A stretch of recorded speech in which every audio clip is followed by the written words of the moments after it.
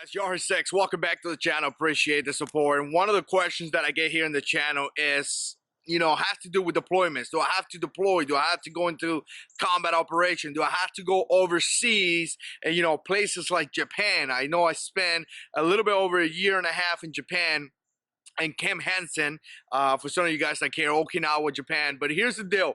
The reality is that I'm going to speak from the Marine Corps. I'm not going to speak in other services because I have no idea. But the reality is that nowadays, in order to be competitive for promotion, you will. Now, I'm going to tell you something.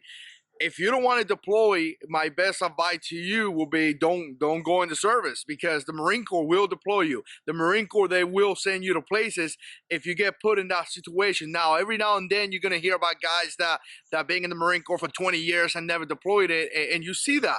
And that's something that could potentially be you, but the majority of Marines will deploy. The majority of Marines will go into some type of either overseas or combat operation if you become a career Marine. Now, if you do 4 years and you get assigned to a Marine Corps base, Camp Lejeune, you may be able to stay there for 4 years and not go nowhere. But as you go up in the rank, not only you probably going to get deployed, you're probably going to look to do it.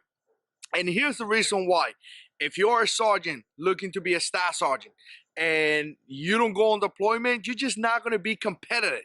Once you go to those rank of staff sergeant and above, something's going to happen that is totally different than sergeants and below. Now, to the point to you get, from getting promoted to lance corporal, corporal, sergeant, is based on a point system. So again, you do good in your PFT, your physical fitness evaluation. You do good in the rifle range. You do good in the combat fitness test if they're still doing that. You do good at your job and you get all these points and add up to this many points, and eventually you're going to get promoted.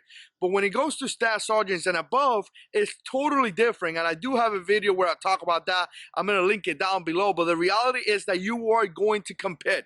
Now you're going to go and stand with all the sergeants in the Marine Corps looking to be a staff sergeant, and they're going to look through those books.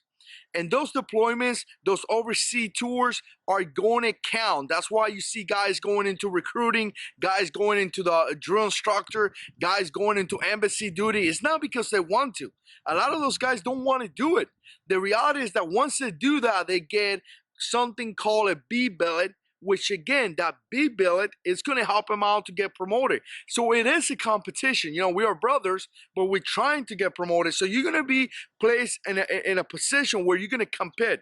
So who's going to be the best? The guys that are going to win, obviously, are going to be the guys that go to combat, the guys that have led Marine in combat, the guys that have good, combat awards, and I'm talking about generally, you could potentially guarantee your promotion. I tell you what, when I picked up staff sergeant, just looking at the list and knowing my resume compared to those guys, I knew I was pretty safe. I could just potentially look and be like, okay, those guys haven't done these things that I have done.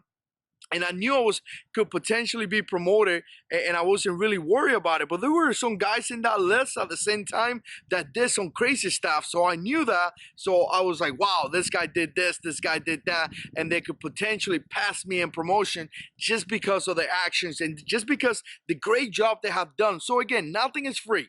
There is nothing free.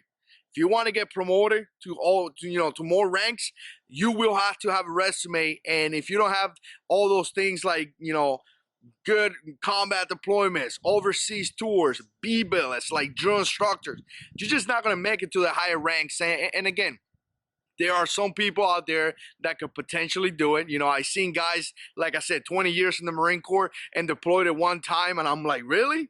But generally, that's not going to be the case. Let me know what you think. Put comments down below. If you have questions related to the military, let me know down in the comments. As always, I appreciate you guys watching. I appreciate the support.